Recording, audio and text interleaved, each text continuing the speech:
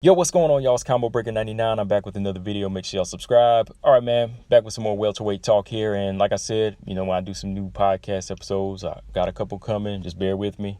I'm going to be talking a lot about the welterweight division. But today I just wanted to do this video for y'all, man. Give y'all my thoughts on what's been going on as far as the talk in the welterweight division. Yordenis Ugas, I follow him on Instagram and Twitter. And recently, he stated that he was going to be posting like a picture a day with one of the top welterweights in the game, calling them out, basically calling them out. Everybody from, he posted a picture with him and Errol Spence saying, let's fight. Danny Garcia, let's make a fight. Keith Thurman, let's make a fight. And the picture here this picture here I made, for my Instagram, but he's also posted a picture with Terence Crawford. He was like, hey, I want to fight any of these guys. And, first off, my thoughts on that is I give nothing but respect to Yordenis Ugas. He wants anybody. He wants to be a champion. Whether he's, whether people think of him as like one of the top elite guys. A lot of the casual fans don't know him. Hardcore fans like me, I know that the guy can be a big threat and he could possibly be a champion. And that's why a lot of these guys out here, I think, are kind of avoiding him. But my thoughts on his call outs, I like it. He's trying to put his name in that mix amongst the casual fans and let them know that, Yordenis Ugas, he is a threat. He is somebody to look at. He could be possibly the next boogeyman in the welterweight division.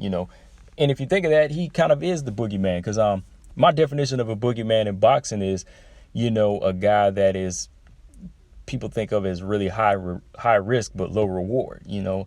Not necessarily a guy that can outbox you and just beat you, but it's how he's going to beat you and how he can make you look and how he can kind of destroy everything in your life. You know what I mean? Like almost like a kid when they actually have a boogeyman in their closet. They feel like that thing can destroy their life.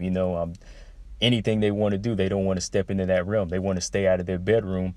They don't even want to, go near the closet because they know it's in there, So that's what a boogeyman does. A boogeyman makes you kind of set your boundaries and not even want to look in that direction, So Ugas, he kind of has a strong claim for that. You don't necessarily have to have a belt. You don't necessarily have to have devastating power to be a boogeyman. It's all in how you can beat an opponent and what you can do to them in the long run, Something I'll probably talk about again, again and again, as I go more in depth on it. But I think Ugas, in my opinion, like I said, I like what he's doing. He's trying to put himself out there and he wants to fight anybody.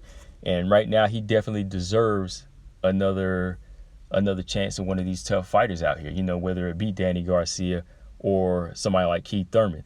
And if he doesn't get like a title shot right off top, whenever boxing does come back, I would like to see him in there with a guy like Keith Thurman. He's a former champion, and Keith Thurman, he has a lot to prove right now himself. So I think that fight would be perfect.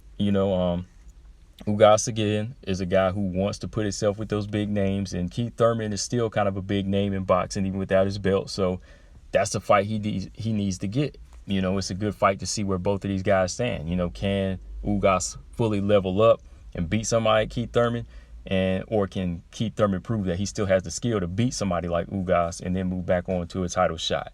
Because I think the one thing that holds Ugas off from fully stepping on the gas and beating some of these guys is, he doesn't fully level up all the times. He can sit there in a couple of maybe like a second gear or a third gear in the whole fight and just kind of ride through it. He was able to beat Figueroa that way because Figueroa didn't have enough skill to, overcome him or make those adjustments. But I think in the Sean Porter fight, he really needed to step on the gas, but he didn't.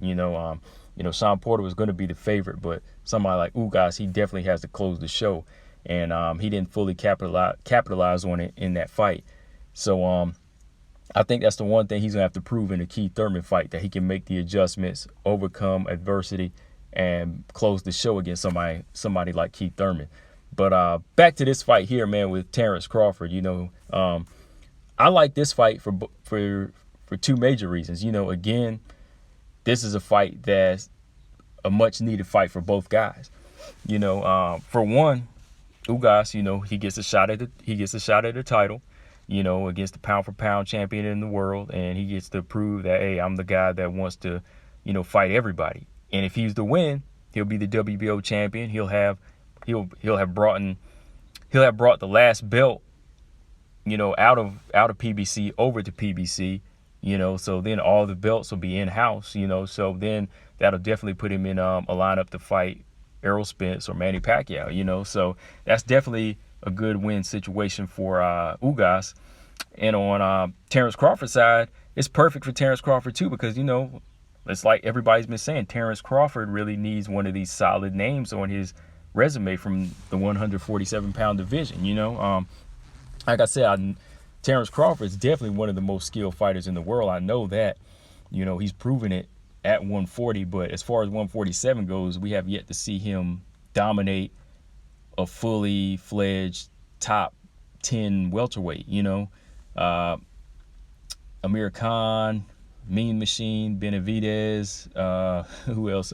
Well, Jeff Horn was a good fight. I feel like that was a good debut at welterweight, but these other three fights, they didn't really make me say that he could beat somebody like Errol Spence one-handed. You know what I mean? Like, he really needed to walk through somebody like a Danny Garcia, Sean Porter, and now Ugas to prove that he can really, really dominate somebody like Errol Spence. So Ugas is a fight he needs. They got a little bit of history. Ugas beat Terence Crawford in the amateurs, so that would be a nice little build up to this fight. Nice little build up where Terence Crawford could say, "Hey, I changed. I got better and better. My skills more polished. I can beat you." So he would definitely need somebody like this big, strong Ugas in front of him. So it's a win-win for both of these guys. So I like this fight. So yeah, man, let me know in the comment section what y'all think. Like I said, I'll do some more podcast episodes going in depth on the welterweight division, but right now, this fight for Terence Crawford or Sean Porter fight would be perfect. And if Ugas can't get this Crawford fight, Keith Thurman would be the next best opponent for Ugas. But let me know in the comment section what y'all think, guys. Like I said, man, when this quarantine is over, I really want to see these matches be made. A lot of people have been talking. A lot of people have been talking on Twitter and on Instagram. Keep that same energy whenever this quarantine is over. But yeah, man, let me know what y'all think of this fight in the comment section. Make sure y'all subscribe. Combo Breaker 99. I'm out. Peace.